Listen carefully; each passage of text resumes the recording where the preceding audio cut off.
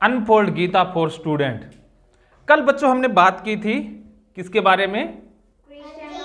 कृष्ण के बारे में, अर्जुन के बारे में, कि अर्जुन कौन है, कृष्ण कौन है। आज बच्चों बात करेंगे भगवत गीता की। भगवत गीता बच्चों, ये भगवत गीता क्या है? क्या है? गीता के बारे में क्या जानते हो? हाँ, मोनिका बताएगी। क्या जानते हो? क्या है? में बहुत सारी चीजें में बताई जाती हैं। इसमें एक बात कही गई है, जो होता है अच्छे के लिए होता है, जो होगा अच्छे के लिए होगा, जो होता था अच्छे के लिए होता था। वेरी गुड, तालियां मोनिका के लिए। मोनिका जी आप बैठ जाए। मोनिका ने बताया कि गीता में बताया गया है कि जो हुआ वो भी अच्छा हुआ, जो होता है वो भी अच्छे के लिए होता है, और जो होगा वो भी अच्छे के लिए। ये इन्होंने सार बता दिया। ये गीता का सार है। आज हम गीता के बारे में ये जानेंगे कि ये है क्या।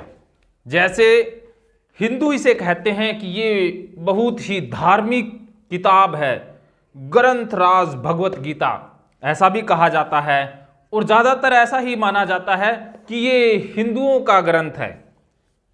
आज हम गीता के बारे में जो भ्रम हैं उन भ्रमों को जानेंगे कि गीता के बारे में क्या क्या भ्रम हैं, क्या क्या हमें गलत पता है। क्या जानेंगे?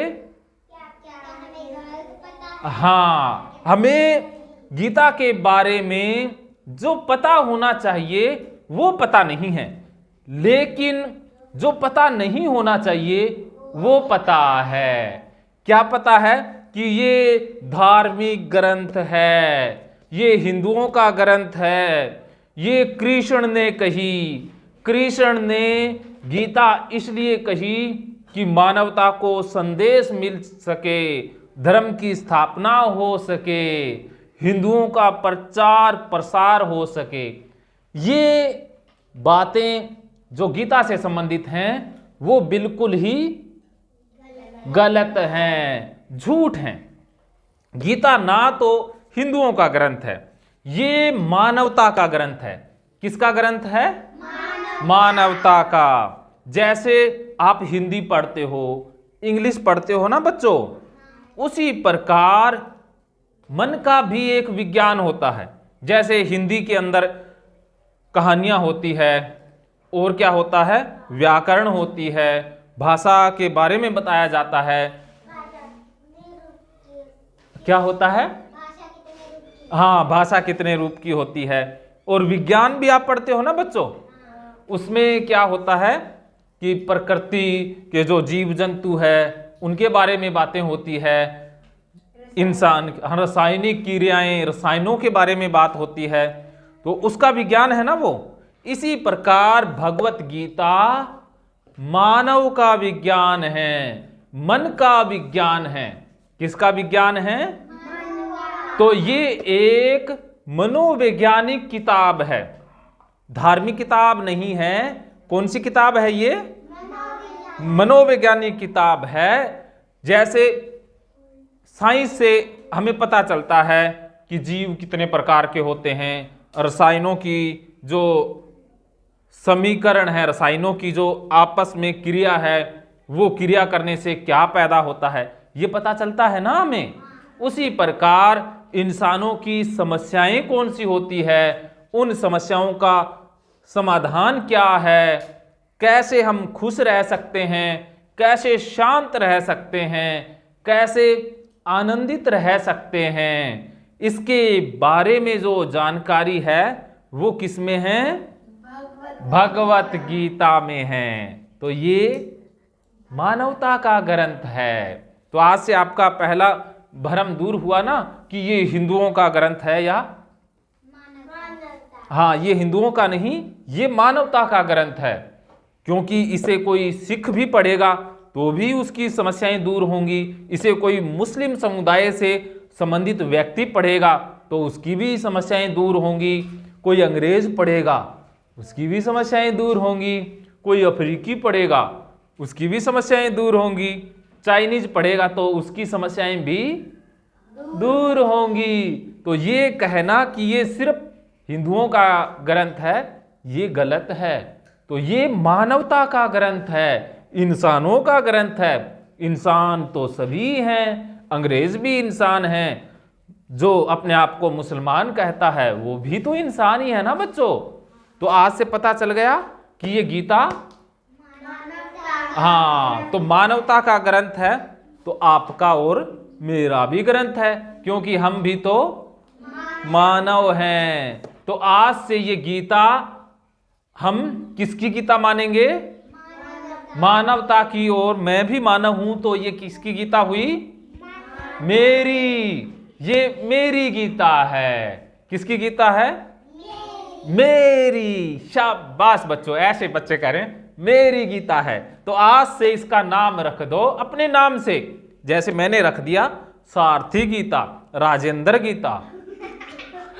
तो आप भी रख देना इसका नाम मोनिका गीता, रितिका गीता, कल्पना गीता, आरजू गीता। और ये नन्ना मुन्ना सा बच्चा है तो इसकी नन्ही मुन्नी सी गीता है। और कौन सी बच्ची बच गई? सोनिका। और ये राधिका। तो सब की अपनी अपनी गीता है।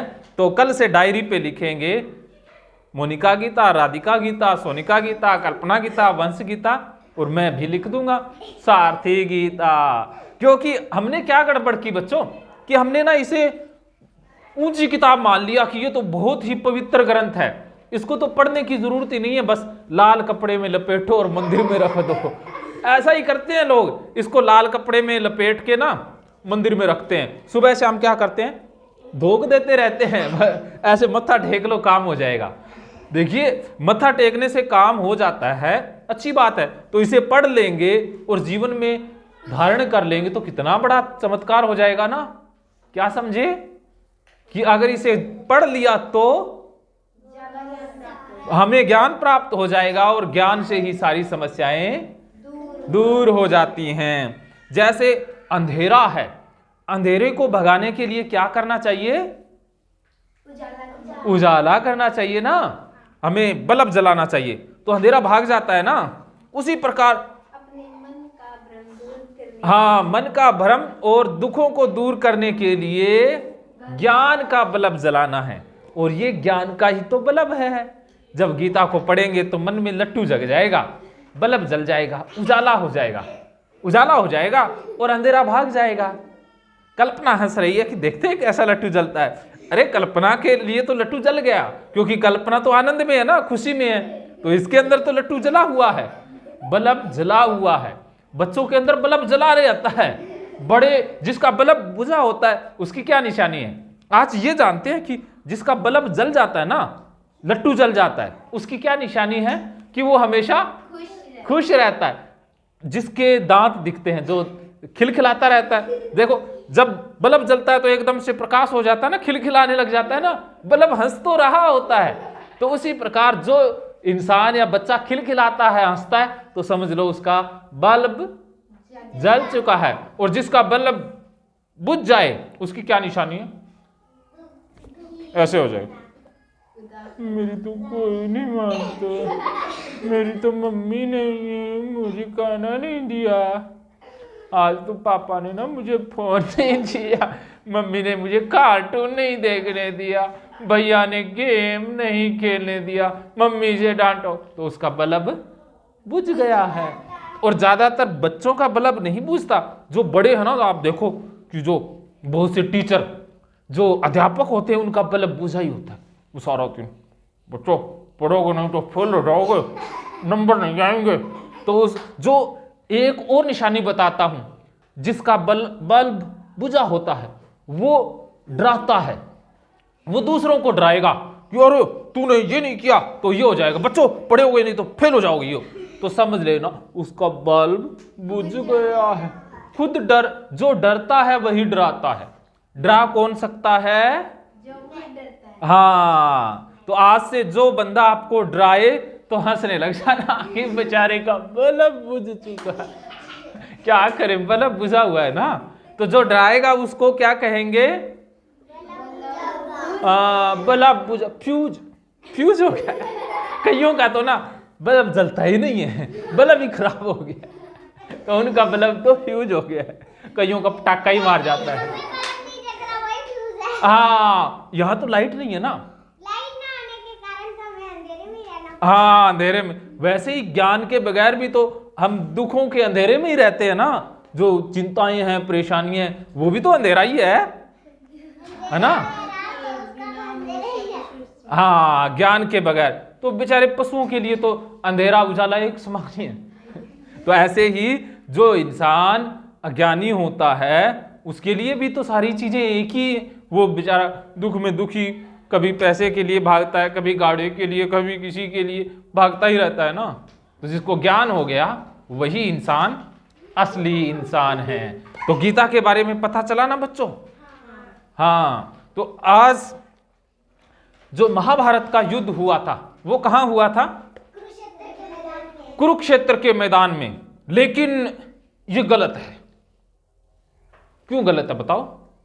अब आप कहोगे जी कृष्ण ने गीता का उपदेश तो कुरुक्षेत्र के मैदान में दिया था, वो उपदेश तो दिया था, वो युद्ध जो पांडवों और कौरवों के बीच था वो कुरुक्षेत्र में हुआ था। लेकिन एक और महाभारत का युद्ध है जो चलता ही रहता है, जो बंद ही नहीं होता है। वो कहां चलता है? हमारे मन में। मोनिका के लिए तालियां भाई, मोनिका ने सही जवाब दिया, क्या बात। हमारे मन में भी एक युद्ध चलता रहता है ना। कभी अर्जुन उदास हो जाता है, जब हम उदास हो गए तो समझ लेना भी अर्जुन बन गए हैं। और जब हमें लालच जाग जाता है, हमें दूसरों का माल हड़पना है, जैसे कि कुछ बच्चे कहते हैं ना कि ये कॉपी मेरी हो जाए, ये खाना मुझे मिल जाए, उसको ना मिले, सारा खाना ही मुझे मिल जाए, सारी रोटी मुझे मिल जाए। जैसे दिवाली पे जो पटाखे आए वो सारे ही मैं रख लूं, मैं ही बजाऊं। तो समझ लेना ये दुर्योधन है, क्योंकि दुर्योधन भी तो सारा ही राज्य मेरा हो जाए, सारे के ऊपर मेरा अधिकार हो जाए, घर भी मेरा हो जाए, जितनी भी हाँ संपत्ति है वो मेरी हो जाए, तो समझ लेना कि दुर्योधन जाग गया है। तो ये जो अर्जुन है वो भी तो हमारे मन में है, दुर्योधन भी तो हमारे, हाँ, और कृष्ण भी हमारे मन में है। तो महाभारत का युद्ध कहाँ चलता है बच्चों? मन में। जब हम उदास होते हैं, निराश होते हैं, तो समझ लेना कि अर्जुन जाग गया है। और जब दूसरों की चीजें अपनी मानने लग जाएं तो समझ लेना दुर्योधन जाग गया। और जब सारा ही जहान अपना है, सारे बच्चे ही अपने हैं, कुछ भी पराया नहीं है, तब कौन जाग जाता है? कृष्ण। वाह भी वाह बच्चों, आप बहुत हाँ इंटेलिजेंट हो गए। तो बच्चों आज हम पहला श्लोक, कल्पना बैठ जाएगी, कल्पना बैठ जा भाई। आज हम पहला श्लोक ले रहे हैं, आराम से बच्चों। आज बात करेंगे पहले श्लोक की। धृतराष्ट्र बोले, हे संजय, धर्म भूमि कुरुक्षेत्र में एकत्रित युद्ध की इच्छा वाले मेरे और पांडु के पुत्रों ने क्या किया? पहला श्लोक किसने बोला है?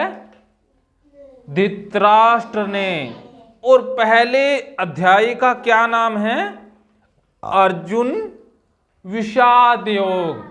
तो आज हम पहले विषाद योग का मतलब जान लेते हैं, ठीक है? फिर हम पहले श्लोक का मतलब जानेंगे। पहला अध्याय अर्जुन विषाद योग। विषाद का मतलब है दुख, उदासी। विषाद का मतलब डिप्रेशन। वो कुछ देखे होंगे ना बच्चे, पेपरों के समय या जब कोई घर में उनकी बात ना माने या अच्छी अच्छी चीजें ना मिले तो उदास हो जाते हैं ना, एकदम से उनको कुछ भी अच्छा नहीं लगता है, पढ़ाई में भी मन नहीं लगता है, बात करने का भी मन नहीं करता। ऐसे लगता है कि जैसे मैं भाग जाऊं, भी यहां रहूं ही ना, मैं भाग जाऊं।